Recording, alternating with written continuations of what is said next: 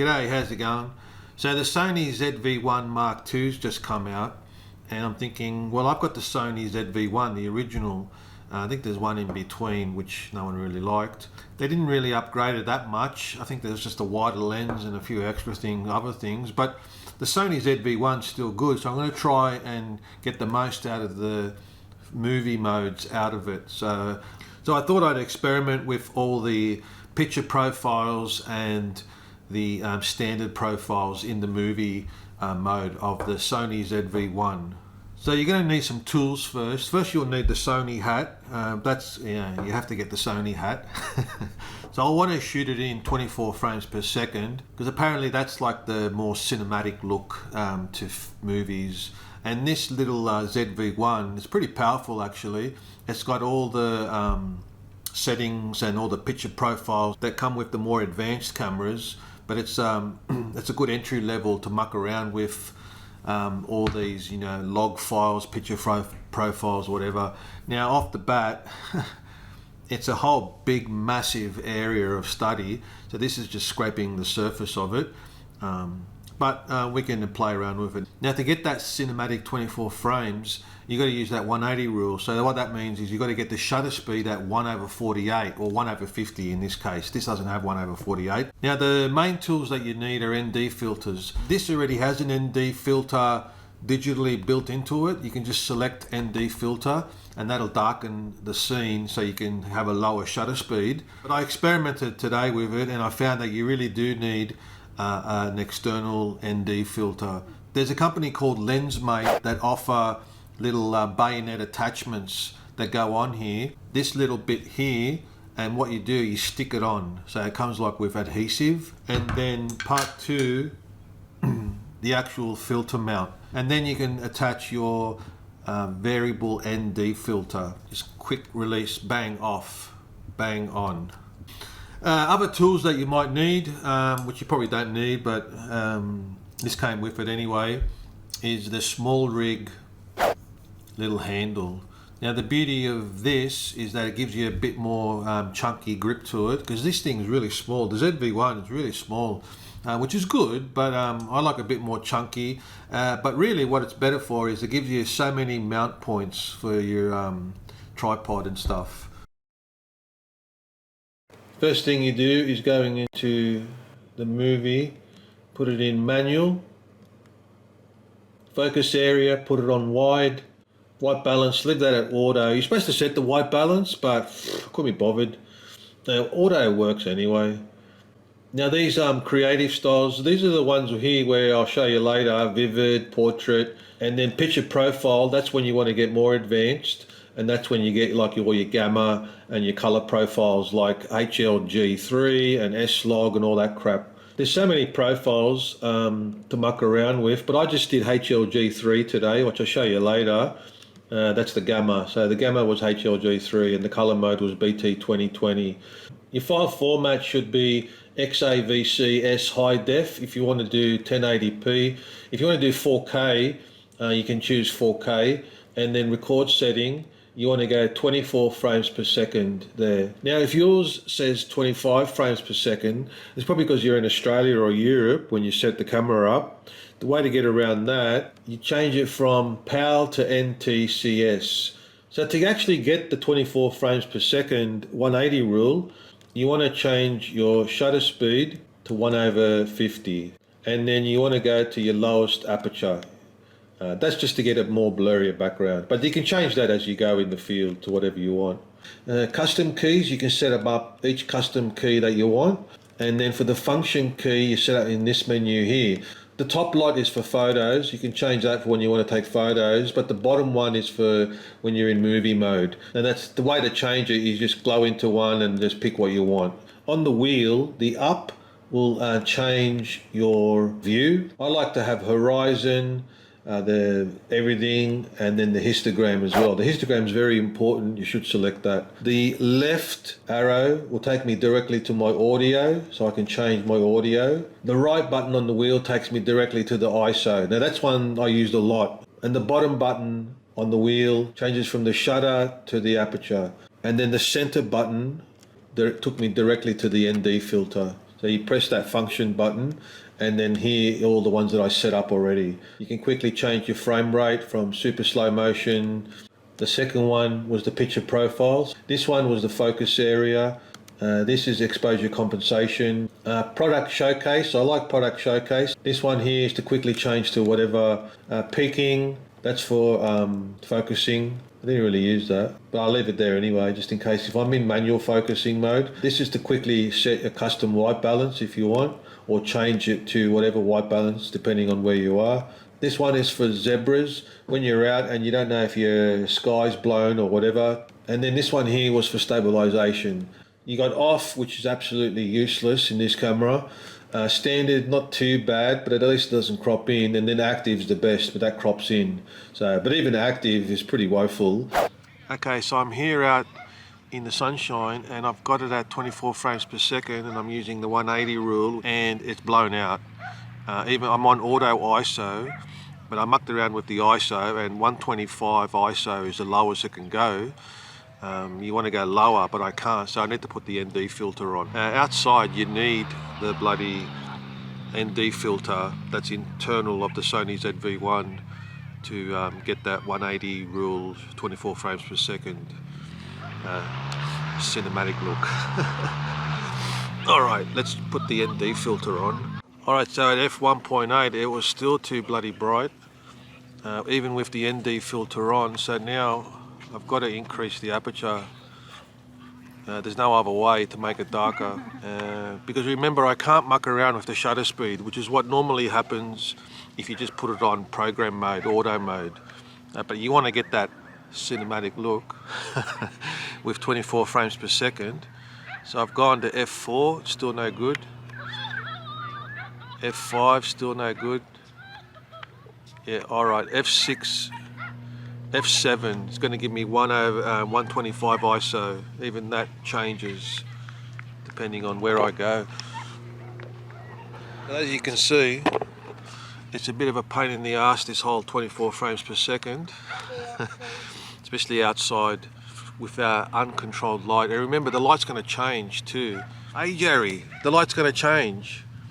So that's the problem, you know, if you want to get that cinematic look, you got to stage everything up and set it up properly, and you got to have control of the light all the time. The best thing is to, if you want that kind of scenario, is to leave it on auto ISO and just have to deal with you know, the graininess if it's too dark. But in the sun outside, the problem with that is that it's too bright, and ISO doesn't go lower than 125. The only way then now is to put ND filters on, like external ND filters, which I've got right here. Hey Jerry, here. So you're introducing you're introducing sunglasses to the camera. That's the only way. Okay, so we can try out the different standard profiles. This one is vivid, so this one just gives you more vividness, more color, more saturation. This one is portrait. Not sure what this does. Probably smooths the skin out. Actually, let's try it on me.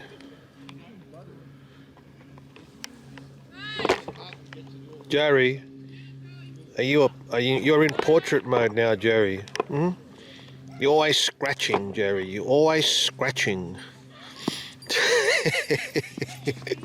Hey, Jerry. Okay, so this is portrait mode. No idea what portrait mode's doing. Oh, wow, look at you. Probably smooths the skin out a bit, I don't know. So I'm at F10 now, ISO 320. And this is landscape. Now this is sunset. It probably just gives it a bit more warmer tone in the white balance for sunset shots. And Jerry's a good candidate because she's got the nice golden ginger face. Jerry's got you're a ginger. Again with the scratching, Jerry. You're always scratching. This is black and white. Bit of minimalism there. Huh? Jerry in the middle, minimalism. There's cubism, bit of cubism there. That'll make a good shot actually. Look at that, that'll make a good photo.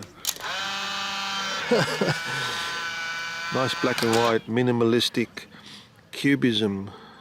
These standard profiles, there's another one called sepia, but I won't bother with that because that looks stupid.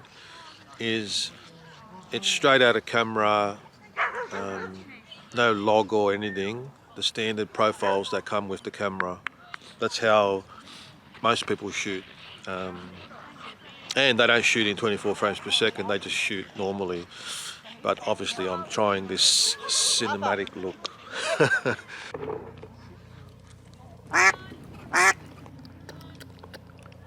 So what I've done, I've put the ND filter on, Jerry. I've dropped it down to f1.8. In that cinematic look, you want that blurrier background, so f1.8. I've left it on auto white balance, and then I've just turned, I'll show you, I've turned the ND filter, the variable ND filter, to make it brighter. The problem with these bloody ND filters, they have that corner thing, you know, where like it goes like that, the corner, you see the corner? What I'm really doing is I'm looking at the histogram on the back of the screen, and the histogram will tell me whereabouts I'm right. If I want to go down to ISO 125, it says it's flashing, but the histogram says it's all good in the middle, so that's all right. Hey Jerry. Yes, Jerry. So that's cinema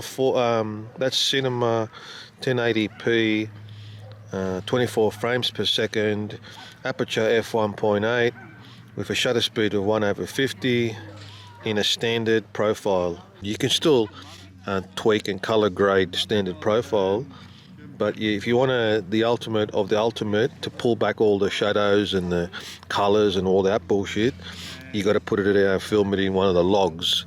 So let's do the logs now. All right, Jerry, you do a little tippy tail. Yes, Jerry, tippy tail. Okay, so I've switched it to HLG3. That's the picture profile. A lot of people say that's the best one for out of camera. And you can tweak it a bit in post as well.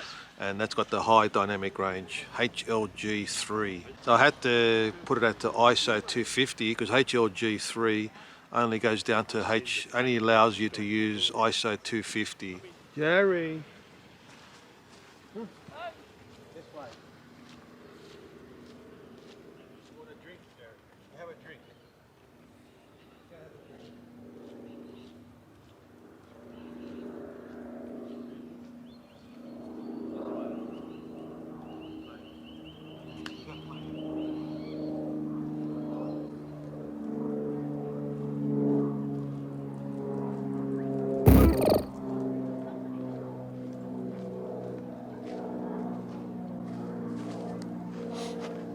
The cinema was ours, Jerry. The cinema was ours. How come you're all wet?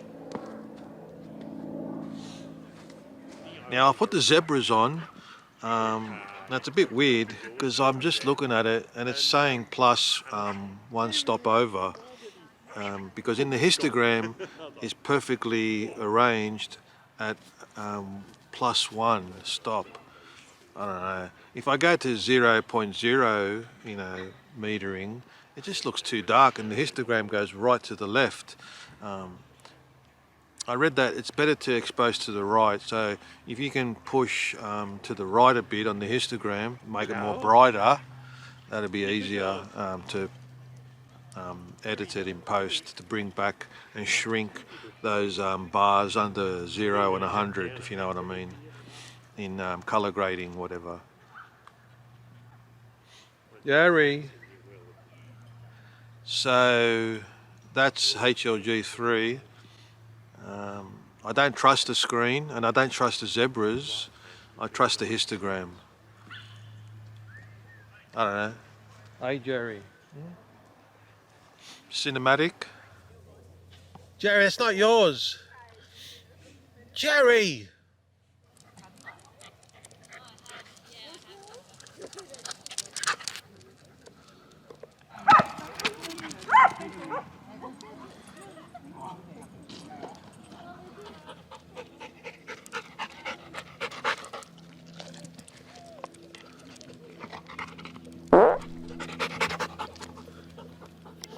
Tell you what, the mechanics and of all this is really painful, I tell you, to get this 24 bloody frames per second. This now is shooting in aperture priority mode instead of manual mode, and aperture I wanted 1.8 to get that nice bokeh cinematic calamari in the background, but the shutter speed shot up to 1/5000, 1/4000 speed. So now the ZV-1 Mark II's come out. Yari, you might as well pick up yourself the ZV-1 because it's still bloody good, and it's probably come down in price now that the ZV-1 Mark II's come out. I didn't really see much of a change internally, just the lens is wider, but if you have a selfie stick or a little tripod thing that I've got, like one of those gorilla things, you can do this. But as Gerald Undone said, who the hell does this anymore? Jerry, you're always sniffing. I'm not sure why we even bother anymore. I know that The Hobbit was filmed in 1/48 speed, and everyone complained and said that it looked like a TV show, you know, like Days of Our Lives, like daytime TV broadcast, because it was filmed at 1/48 speed instead of 24 speed. He doubled the speed. And The Hobbit, Peter Jackson, and he got slammed for doing that. I'm not sure why he did it, but it just goes to show we've all grown up, well, my generation anyway, in watching everything in 24 frames per second. That's why we're all used to it. I think I read that the silent films used to be 16 frames per second. That's why they look all jittery and fast. I think that was more to save on money when film was expensive. And then they just came up with a standard, I think 24 frames per second was the speed that was just enough to make natural movements, you know, with your movement. So it was just enough to not be too juddery, you know what I mean, the sweet spot, 24 frames per second. Now, who've grown up on their smartphones, I mean, I know young kids who don't even go to the cinemas anymore. They just watch everything, or even like a big TV. They don't even watch it on the big TV anymore. They watch it on their bloody phones or their iPads or their laptops. The whole movie, they watch the whole bloody movie on their laptop. I mean... It's such a sadness that you think you've seen a film on your fucking telephone. Get real. If everyone now, if the next generation is used to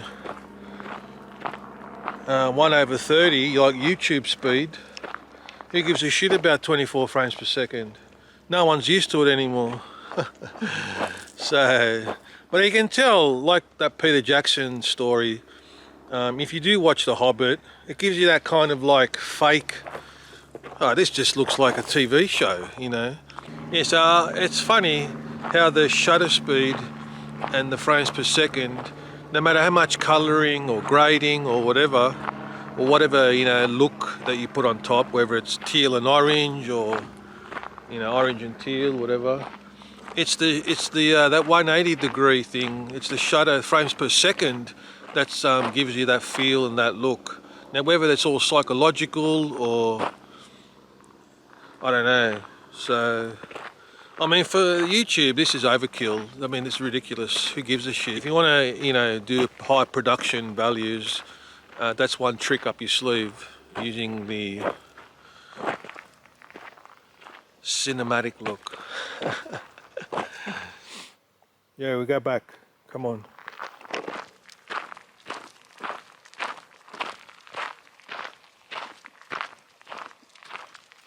HLG, S-Log this, Cine that, Cine this, all those ones. And all basically it is to get as much dynamic range as you can out of the shot. So you can pull it all back in post. That's all it is. That's all those picture profiles are. Each picture profile can be changed, obviously. So what you're really doing is you're changing the gamma. The gamma is the main thing. That's kind of like the, I don't know, what do you call it, the codec or something. And then the color profile is like BT 2020 or Rec 7 or I don't know. But anyway, that's Sony. All the Sony cameras, including the ZV-1, which is a very low price entry level to get that kind of technology. You can even change the black levels, but that's like a recipe. It's like a Fuji color recipe. You know what I mean? But for video. What's it doing now? It's tracking me. What the hell is it tracking? Cancel tracking. I don't know what the hell it's doing. Jerry. Oh, I'm the worst cameraman.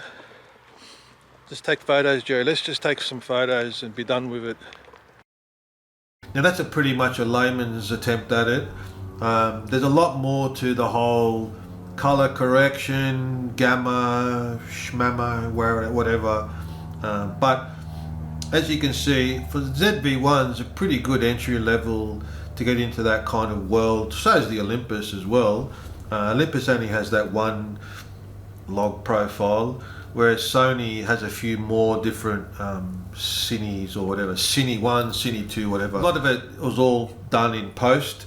The idea of these log files is to capture as much dynamic range as you can. Who knows, I might even upgrade to the 10-bit, because this Sony ZV-1 is only 8-bit, so what that means is there isn't as much information being captured.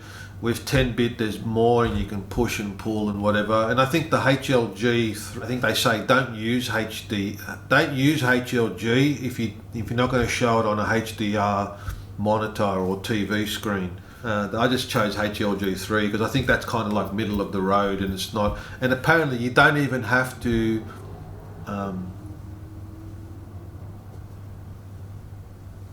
you don't even have to, with HLG you don't even have to color correct it. Jerry, what's the matter? You want to go color correcting? Because it's supposed to be good enough out of camera, straight out of camera, but I color corrected it anyway just because why not? Looks better. Plus with Sony Vegas there's heaps of LUTs and stuff that come with it. You can muck around, not LUTs, looks. You can change all these cinematic looks that come standard with it. Makes my life easier to get, you know, that science fiction look or that western look. Jerry, did you go for a big walk today? Yes, and you did the Sony camera movie. Oh, yes, I know this video is boring. Well, thank God it's over then. Anyway, thanks for watching, and I'll catch you on the next one. Jerry, you want to go for a walk? Yeah, we'll go for a walk? Hey, you little cheeky bum.